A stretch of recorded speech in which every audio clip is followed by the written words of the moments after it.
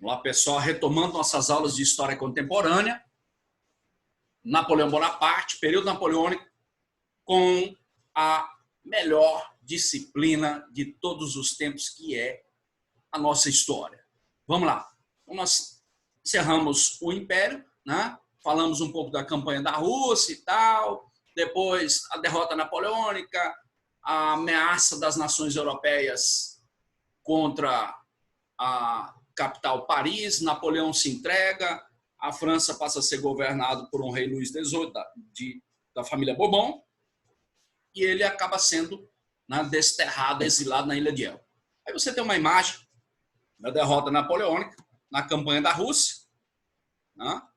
Aí, ó, a cidade foi incendiada pelos russos e tal, aquilo que nós já falamos, adotaram a tática da terra arrasada, a derrota militar aí, ó, dos franceses que não estavam preparados militarmente para combater no inverno rigoroso de 40 graus negativos. Além, né, dessa ideia de superioridade francesa, isso levou à derrota humilhante dos franceses e Napoleão se entrega e acaba sendo exilado na Ilha de Elba. E aí, no momento que ele está exilado na Ilha de Elba, o que vai acontecer? Em determinado momento, ele sabe da morte da ex-mulher Josefine, que ele amava tanto, né? E aí ele desconfia que os ingleses quisessem mandá-lo para um lugar bem mais distante da Europa. E aí o que ele faz? Ele reúne os 1.200 soldados que ele tinha, inclusive deixa uma série de embarcações francesas no litoral da Ilha de Elba, no Mediterrâneo. Aí ele manda pintar essas embarcações de bandeira britânica e foge à noite rumo à cidade de Marselha, na França, o porto de Marselha. E aí, em 1815, você tem a última fase do período napoleônico, que é o chamado 100 dias, olha lá, tentativa de restabelecer a ordem imperial na França e na Europa. Napoleão conseguiu fugir da Ilha de Elba, como você está vendo aí, escreve esse slide no seu caderno, mas foi um período que durou apenas 100 dias. Por quê? Porque Napoleão, o exército napoleônico, nesse momento, eram meninos de 14, 15 anos que eram alistados. O exército estava extremamente enfraquecido, não tinha condições de luta.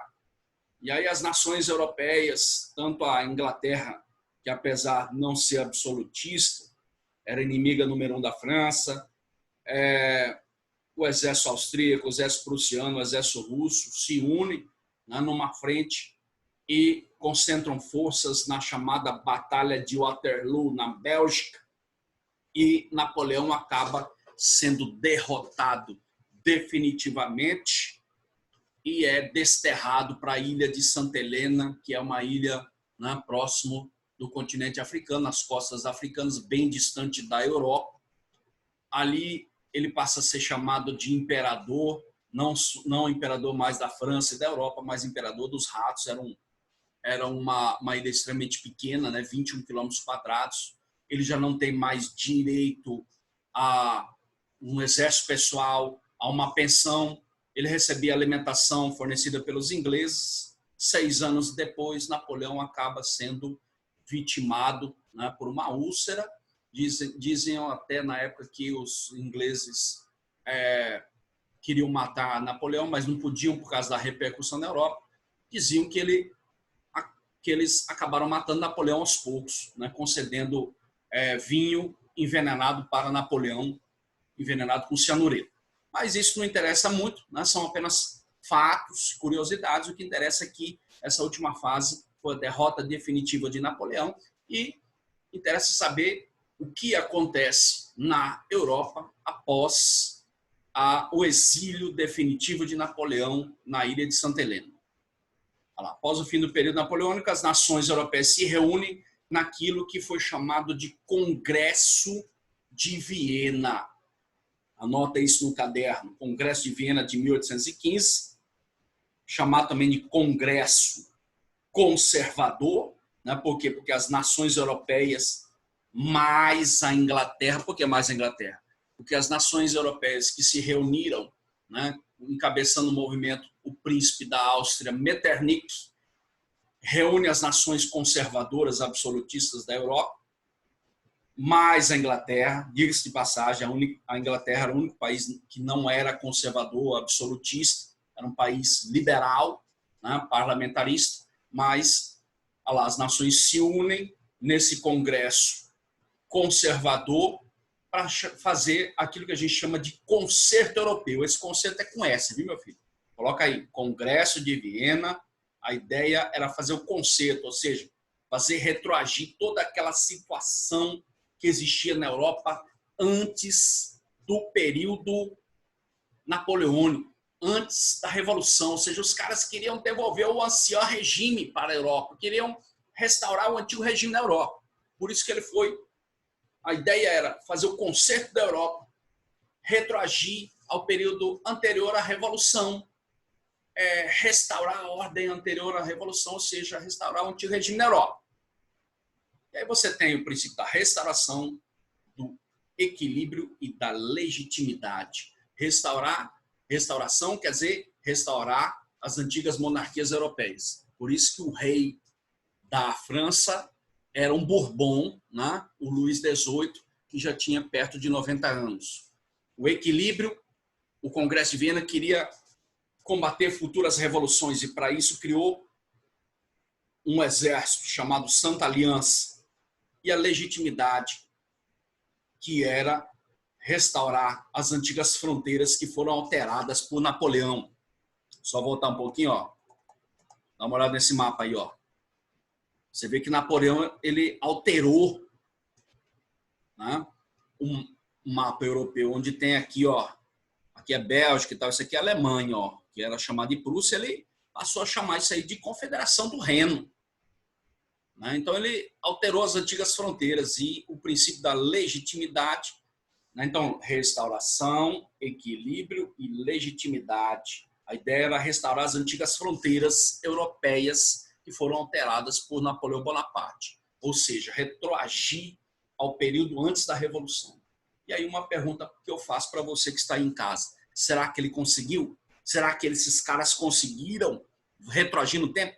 É mais ou menos parecido com o governo que você está vendo hoje, né? Bolsonaro com essa ideia, né, de militar, o cara parece que tem uma mentalidade lá dos anos 60, ele acha que o exército está do lado dele, que o exército é maior do que o Congresso, que o exército é maior do que a STF, que o exército é maior que a Constituição. O cara tem uma visão lá dos anos 60 e dos anos 70.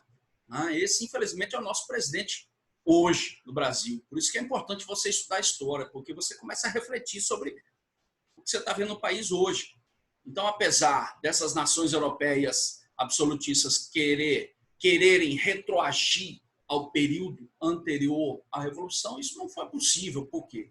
Porque a onda liberal, né, ou seja, liberalismo entenda politicamente como um interesse de governos liberais e governos burgueses. Governos burgueses são contrários ao absolutismo. Então, a onda liberal ela foi muito mais forte do que o interesse dos congressistas de Viena em restaurar o absolutismo. E uma coisa que a gente não pode esquecer também é que a Inglaterra, não, o maior país liberal da época, maior império, o Império Britânico, quando ele começa a sentir que o Congresso de Viena começa a agir para os seus interesses, né, principalmente o interesse da Inglaterra de libertar as colônias espanholas da América, né, quando a Inglaterra se sente que o Congresso vai prejudicar os seus negócios, o próprio governo da Inglaterra se retira do Congresso de Viena.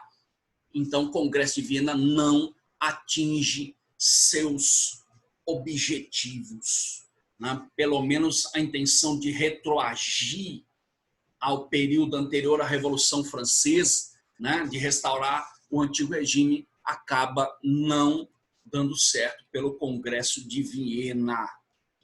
Aí você vê, né, o caixão de Napoleão, que depois de 20 anos da morte de Napoleão, ele acaba sendo aberto.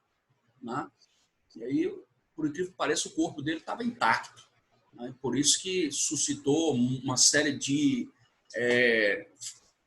ideias de que a morte de Napoleão não foi uma morte natural, mas que ele havia sido envenenado. Mas isso também são conjecturas históricas. Tá?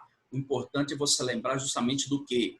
Do Congresso de Viena, dos princípios do Congresso de Viena, restauração, equilíbrio, legitimidade, das características pontuais do período napoleônico, né? Ditadura, liberalismo, expansionismo, do consulado, que é uma ditadura fiel aos interesses da burguesia, o império essencialmente expansionista e os 100 dias, essa tentativa frustrada de restabelecer a ordem imperial na Europa. Lembra, Congresso de Viena queria fazer, né, o concerto europeu, por isso que ele é chamado de Congresso Conservador. Os caras queriam retroagir no tempo, coisa que não dava na época e muito menos hoje. Então, toda vez que você ouvir falar Bolsonaro defende AI-5, que isso é uma sandice, né?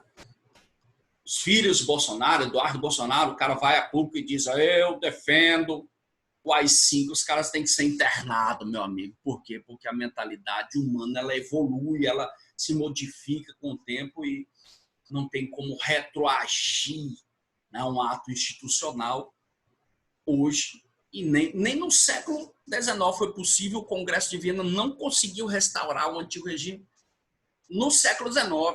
E quanto mais hoje. Então, as pessoas que defendem isso, que inclusive tem brasileiros que são adeptos, né, de governos militares, de manter a ditadura, tire isso da cabeça, porque isso fez parte de um momento histórico lá de 1960 e 70. Hoje não se encaixa mais nos governos democráticos que a gente vê hoje, pelo menos tenta ver no Brasil e no mundo. Tá? Então, paramos por aqui. Próximas aulas a gente vai dar prosseguimento à nossa história, a melhor disciplina de todos os tempos. Fique com a gente, dê um joinha, dê um like lá embaixo, gostei, para que a gente possa continuar fazendo nossas análises históricas. Muito obrigado.